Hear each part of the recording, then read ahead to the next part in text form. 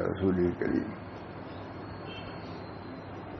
ربنا ظلمنا انفسنا وان لم تغفر لنا وترحمنا لنكونن من الخاسرين صدق اللہ العظیم۔ ہم لوگ شورا میں جب جاتے تھے باندھا تو مولانا بیان کے لیے فرماتے تھے، ایک دفعہ کو بیان اسی میں نے کیا تھا، ربنا ظلمنا انفسنا، یاد آ گیا تو میں نے کہا کہ نکال دوں سنا دوں، لیکن اس وقت یہ کتاب تب نہیں تھی، بس وہی ربنا ظلمنا انفسنا وان لم تغفر لنا وترحمنا لنكونن من الخاسرین۔ میں نے کہا حسن بخاری کہ یہ ہمارے باپ کی یہی عبادت، یہی توبہ، یہی استغفار جو ہم تمام ان کی ذریت کے لیے اختیار کر گا، ان کا اس کو لازم ہے۔ چنانچہ فرما رہے ہیں حضرت آدم علیہ السلام کا بہشت میں رہنا اس شرط کے ساتھ مشروط تھا کہ وہ اس درخت سے نہ کھائیں، رہو تو لیکن یہ کھانا نہیں۔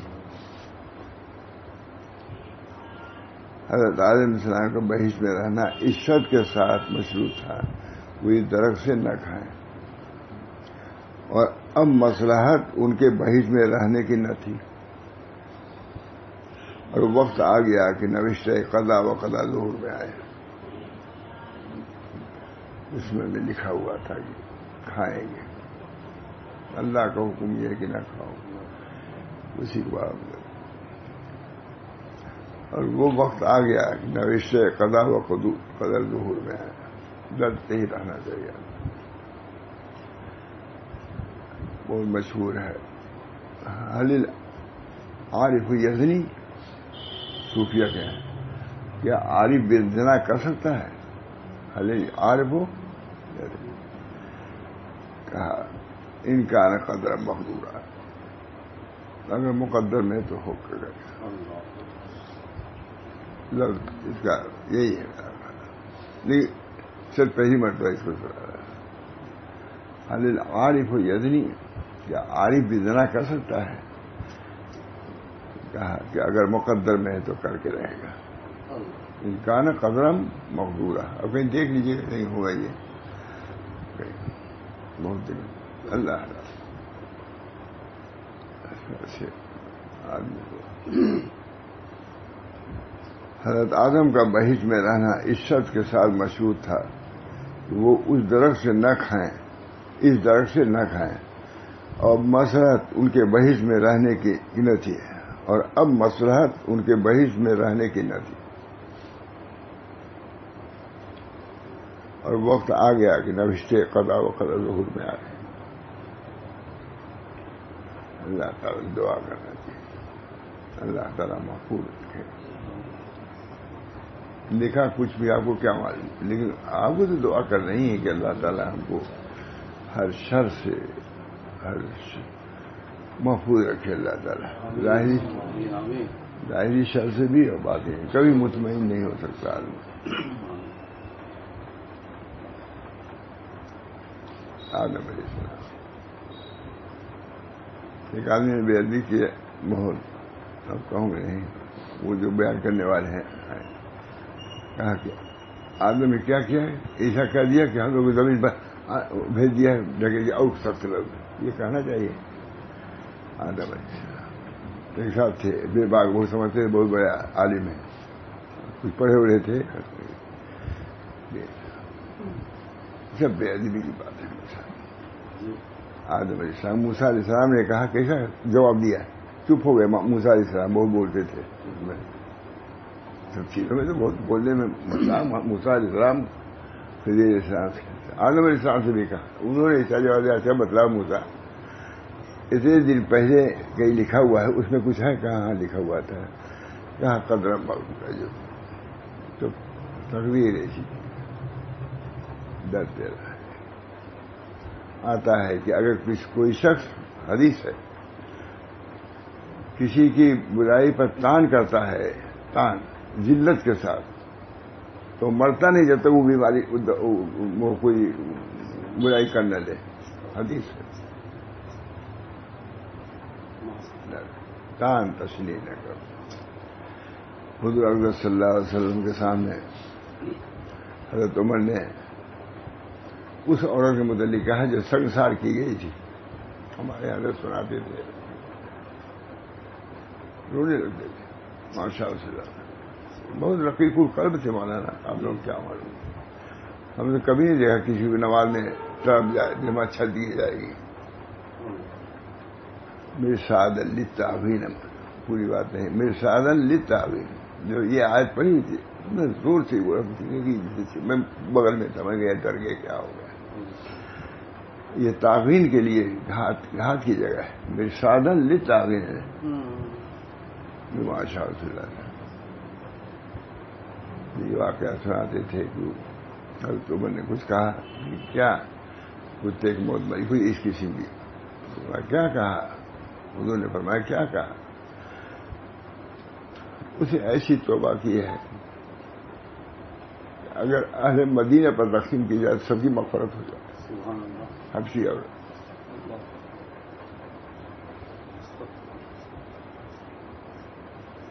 لیکن دیکھ کہتے ادب سے لکھ رہے ہیں. اسی لیے سنانا, اس لیے سنانا ہے. امام کون یہ کر دیے نشان ادھر ادھر نہ کہیے, کوئی نہ کیا کرے. حضرت آدم علیہ السلام کا بحث میں رہنا اس شرط کے ساتھ مشروط تھا کہ وہ اس درخت سے نہ کھائیں گے, اور اب مصلحت ان کے بحث میں رہنے کی نہ تھی. اللہ ہی جانتا ہے کب تک. اور وقت آ گیا کہ نوشتے قضا و قدر ظہور میں آئے. نوشتے قضا و قدر کبھی کسی کو مطمئن نہیں ہوتی, اور وہ اپنے مقام خلافہ پر جائیں. یہ دیکھیں اب قضا آ گئی. نوشتے تقدیر کیا تھا کہ خلیفہ تھے زمین پر اتریں گے, پھر منصب خلافت پر مشرف ہوں گے, سرفراز ہوں گے. سب اللہ کی تقدیر. اب میں ایسا کیسا بیان کر سکتا ہوں, لیکن میں نے بیان کیا. بہت علماء سب تھے. معموتی تو ادھر ادھر نہیں بیٹھے تھے, معاشرے ایسے بیٹھے تھے اور قریب ہو جائے تب ادھر سامنے بیٹھتے تھے. میں نے کہا بھی حضرت سے یار کیا نہیں, مجھے زیادہ فائدہ ہوگا تمہارے سامنے بیٹھنے سے. اللہ یا اللہ اس کو بھی عجب سے پندار سے پاک رکھیے اس بات کو بھی. لیکن بات کہنے کی ہوتی ہے کر دیا تھی معرفت کے لیے تو ہمیشہ بیٹھتے. کبھی انہوں نے تقریر کیا ہی نہیں. پہلے انہوں نے جب تقریر کیا اسی کی تشریح. ایک آ رہا ہے گاڑی چھوٹ رہی تھی مواموں میں, جب گاڑی آ گئی تب جلدی بیان کیا تاکہ جلسے میں آنے کا حق ادا ہو جائے. ایک بتیا یہ بھی اس لیے اس میں بھی عجوب و پندار سے محفوظ رکھی, ڈر رکھنا. اور اب مصلحت ان کی بحث میں رہنے کی نہ تھی, اور وقت آ گیا کہ نوشتے قضا و قدر ظہور میں آئے, اور وہ اپنے مقام خلافت پر جائیں. جیسا کہ انی جاعل فی الارض خلیفہ. وقت آ گیا. صاف اس پر دلالت کرتا ہے کہ حضرت آدم کو پیدا ہی اس لیے کیا گیا تھا وہ زمین پر خلیفہ ہوں, کوئی مٹانے ہٹا نہیں سکتا تھا. اور زمین انہی کے لیے پیدا کی گئی, زمین تو انہی کے لیے پیدا کی گئی تھی. کما قال تعالی خلق لکم ما فی الارض جمیعا, ہے یہ بالکل ذہن میں نہیں تھا. یہ آیت اپنے ذہن کو بتا رہا ہوں کہ یہ کبھی ذہن میں نہیں ہے کہ اللہ تعالیٰ نے زمین قرآن کا مجھے مہادیسہ کامل بھی لکھ رہے ہیں. اور زمین انہی کے لیے پیدا کی گئی تھی. کما قال تعالی خلق لکم ما فی الارض جمیعا. بس یہ کیسے کہا جا سکتا ہے کہ حضرت آدم علیہ السلام کا زمین پر اتارنا سزا یا بطور احانت تھا. انہیں کی زمین پیدا کی. انہوں نے بھی لکھ دیا. ایک بہت بڑی کتاب, اس میں نے دیکھا تھا تو مجھے بہت تعجب ہوا تھا جب یہ دیکھا. میں نے کہ سنائی نہیں یہاں پر, وہ دوسری کتابیں دیکھا تھا. یہ غلط, یہ مولانا گل مشہور ہے لکھنے میں بہار والے بہت قابل، بہت سی تصریفات ان کی ہیں. انہوں نے لکھا کہیں پر کہ آدم علیہ السلام کو جو اتارا گیا تھا وہ سزا نہیں، علامہ شارانی کا بولا، بلکہ منصب خلافت پر معمور کرنے کے لیے ان کو بھیجا گیا تھا. لوگ سمجھتے ہیں کہ خطا کے اس بنا پر زمین بھیج دیے گئے، یہ نہیں، بے ادبی کی بات ہے. انہوں نے کہا تھا، آج میں اسی بنا سنا رہا ہوں، کہیں ہے پھر دیکھوں گا، میں بہت تفصیل سے لکھا ہے.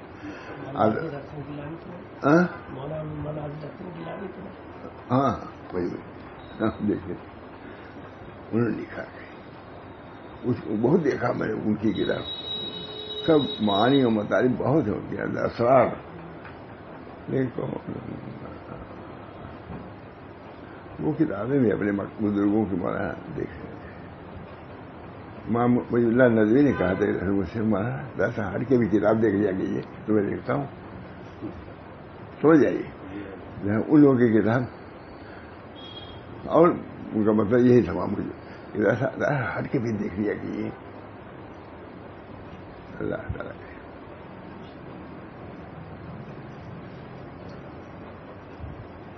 صاف اللہ. حضرت آدم علیہ السلام کو پیدا ہی اس لیے کیا گیا تھا کہ وہ زمین پر خلیفہ ہوں، اور زمین انہی کے لیے پیدا کی گئی تھی. کما قال تعالیٰ خلق لکم ما فی الارض جمیعا. یہ کبھی میرے ذہن میں نہیں آیا بھائی، آپ لوگ عالم فاضل ہیں سب. بس یہ کیسے کہا جا سکتا ہے کہ حضرت آدم کا زمین پر اتارنا سزا یا بطور اہانت تھا؟ اعزاز کے طور پر آئے تھے. وہ فرشتہ جنت میں رہنا تھا، اور یہاں تو حکومت تھی ان کی، وہاں تو محکوم ہو گئے تھے. یہاں وہ تو پہلے ہی خلافت ہے الہیہ پھر عرض کے لیے معمول و منامزد ہو، وہ تو پہلے ہی ان کے زمانے میں انی جاعل فی الارض خلیفہ ہے نہیں، وہ تو پہلے ہی کہہ چکے اللہ تعالیٰ. وہ تو پہلے ہی خلافت الہیہ پھر عرض کے لیے معمول اور نامزد ہو چکے تھے. یہ عجیب اہانت ہے کہ ان کو خلافت پھر عرض عطا کی جا رہی ہے، اور منصب جلیل ان کو عطا کیا جا رہا ہے، جن کی فرشتوں وَنَحْنُ نُسَبِّحُ بِحَمْدِكَ وَنُقَدِّسُ لَكَ کہہ کر خواہش ظاہر کی تھی حق جل وعلا کہ اسے شار واسع عاد و رب و فغوا ثم استوى رب. اللہ پھر اس کے بعد چن لیا اللہ کی شان، وہ تو تقدیر. لیکن اس سب کے بعد فغوا ثم استوى رب، ان کے رب نے چن لیا. ان کو اختیار ہے، ان کو اختیار ہے کلی اللہ کو. سے صاف ظاہر ہے کہ اس لغزش کے بعد خدا تعالیٰ نے مزید برگزیدہ بنایا. لغزش کے بعد مزید برگزیدہ بنایا. بہت نکات اس کے نہیں لکھتے. اور حضرت آدم کو بحث سے زمین پر اترنے کا حکم اہانت کی بنا پر نہیں تھا، اعزاز تھا.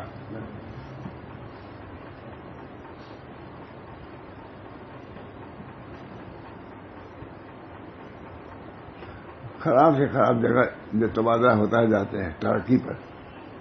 یہاں بھی ترقی اگر ہوا یہ کہاں معلوم بھیج دیا، لیکن بغیر وہاں بھیجے یہ منصب نہ ملتا اس کو.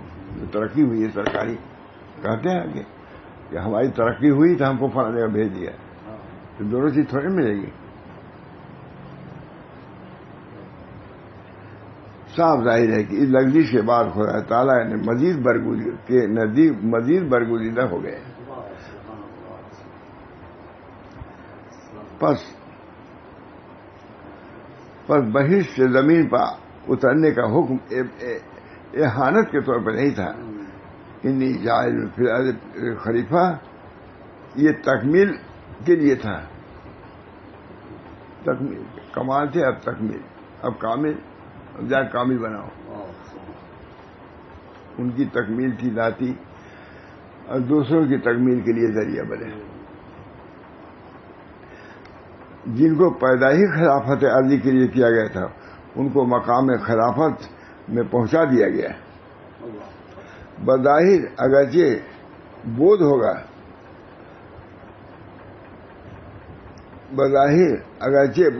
مگر معنی اور رتبہ معنی رتبتاً قرب پہلے سے زیادہ ہو گیا ہے.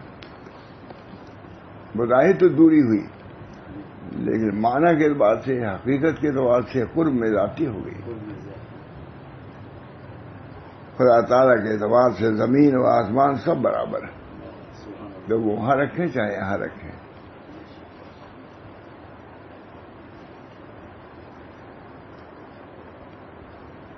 اور مقام خلافت قیام جنت سے کہیں اعلیٰ وارفہ ہے. اور مقام خلافت قیام جنت سے کہیں اعلیٰ وارفہ ہے. اور یہ مقام خلافت اس درجہ بلند ہے، وہ درجہ بلند ہے کہ ملائکہ سماوات والارضین کو اسی وجہ سے سجدہ کرنے کا حکم دیا گیا ہے. خلافت عظیم. اور یہ مقام خلافت اس درجہ بلند ہے کہ ملائکہ السماوات والارضین کو اسی وجہ سے سجدہ کرنے کو حکم دیا گیا تاکہ خلیفہ الہی کی فضیلت اور برتری ملائکہ پر بھی ثابت ہو جائے. اصلاح کے لیے، ملائکہ کی اصلاح کے لیے.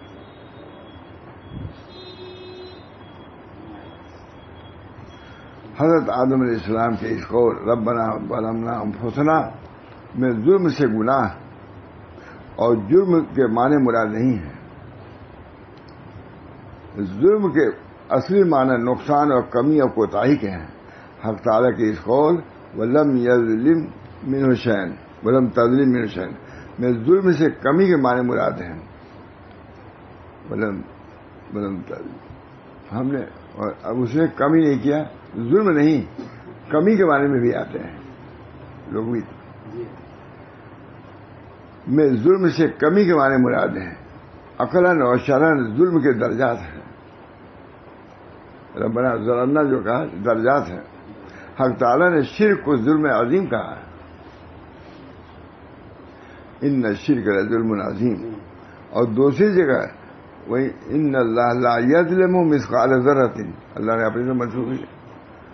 اللہ ظلم نہیں کہتا تو ظلم سے وہ مراد ہوگا. فرمایا معلوم ہوا کہ کوئی ظلم یعنی کوئی نقصان اتنا چھوٹا ہوتا ہے کہ ذرہ کے برابر ہوتا ہے. تو حضرت آدم علیہ السلام کے ظلم کے معنی یہ ہیں کہ اے پروردگار ہم نے شیطان کے دھوکے میں آ کے اپنا نقصان کیا. آپ کے ظلم کے مطابق سے اور شیطان کی مخالفت سے ہم کو جو درجات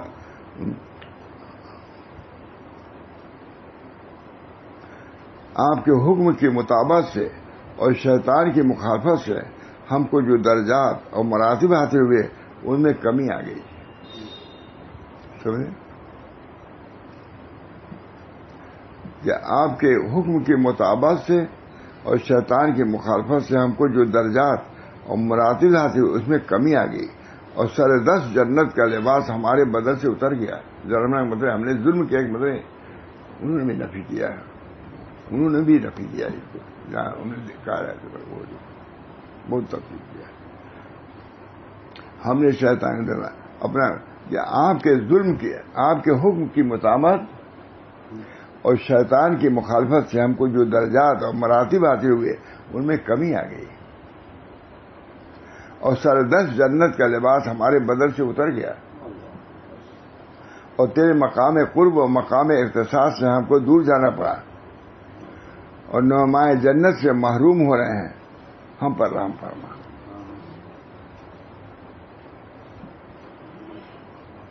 ہم کو جو درجات مراتب حاصل ہوئے ان میں کمی آ گئی اور 10.5 جنت کا لباس ہمارے بدن سے اتر گیا. اور تیرے مقام قرب و مقام اختصاص سے ہم کو دور جانا پڑا ہے. نعمائے جنت سے محروم ہو رہے ہیں. ہم پر رحم فرما. ظلم کا نام کہیں نہیں کہا. کمی ہوئی ظلم کا لفظ تھا.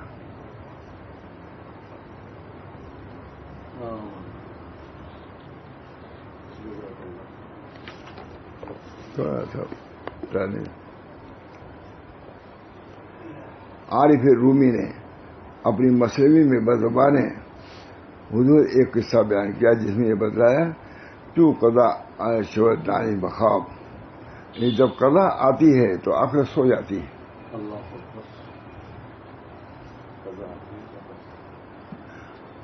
اور اس کا ادراک بھی سو جاتا ہے قضا کے بعد. جو قضا ہے جب قضا آتی ہے تو عقل سو جاتا ہے اور اس کا ادراک بھی سو جاتا ہے. اور قضاء الہی سے چاند بھی سیاہ پڑ جاتا ہے اور سورج کو گرہن لگ جاتا ہے. قضاء الہی بے نور. مطلب یہ ہے کہ عقل جو آفتاب اور مافتاب کا روشن ہے. دیکھیے مطلب یہ ہے کہ عقل جو آفتاب اور ماہتاب کا روشن ہے قضاء الہی سے وہ بے نور اور تاریک ہو جاتی ہے. قضاء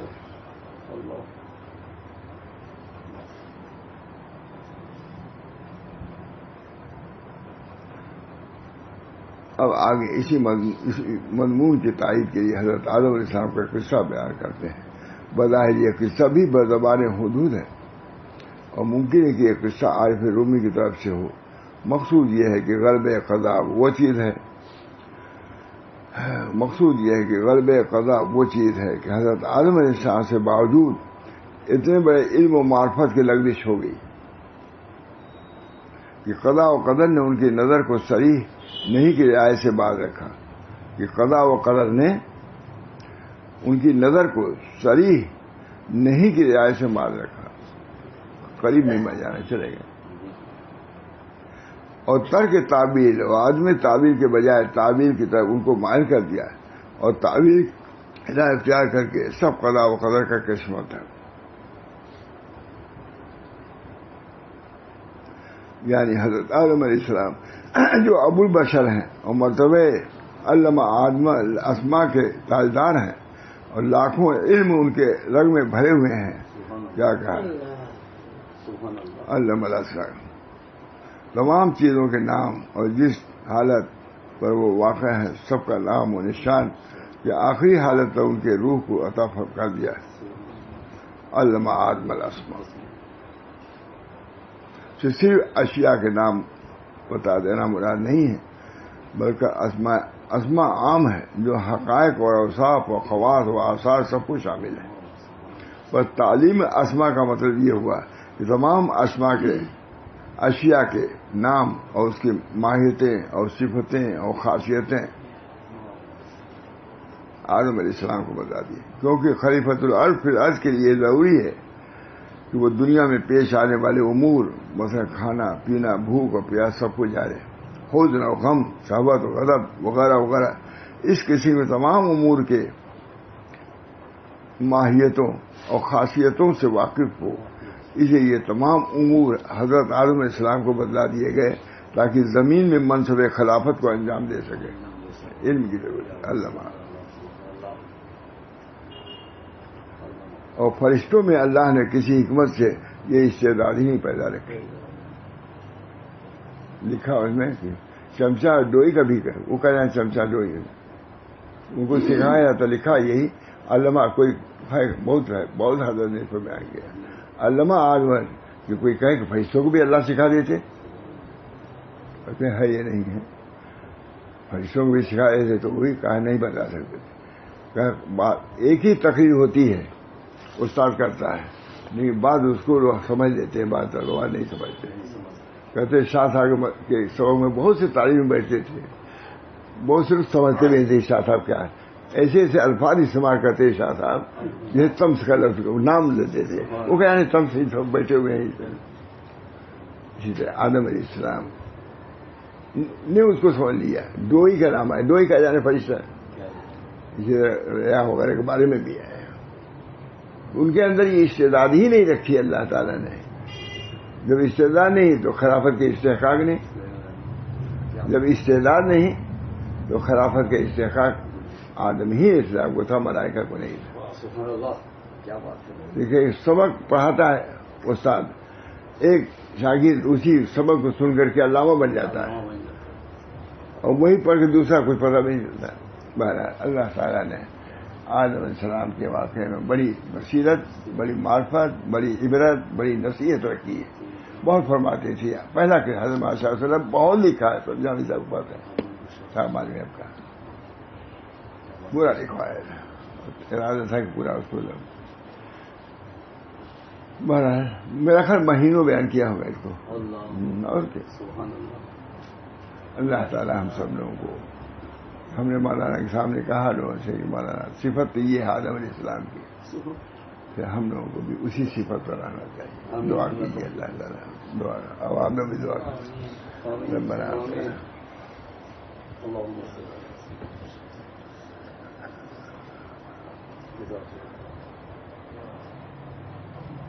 ربنا ظلمنا وإن لم تغفر لنا وترحمنا لنكونن من الخاسرين. ربنا ظلمنا أنفسنا وإن لم تغفر لنا وترحمنا لنكونن من الخاسرين. ربنا ظلمنا أنفسنا وإن لم تغفر لنا وترحمنا لنكونن من الخاسرين. یا اللہ اس آدم علیہ السلام کی دعا کو آپ نے قبول فرمایا. انہی کے اولاد ہم ہیں، ہم سے بھی غلطیاں ہیں بہت ہیں. اللہ تعالیٰ غلطیوں کو اپنے فضل و کرم سے معاف فرما دے. حضرت آدم علیہ السلام کے فیض، تمام انبیاء کرام کے فیض میں ہم سب لوگوں کو پاک و صاف فرما دیجیے. ربنا تقبل منا انک انت السمیع العلیم برحمتک یا ارحم الراحمین. محمد سید نبی کریم صلی اللہ علیہ بہت آگے بہت دکھا.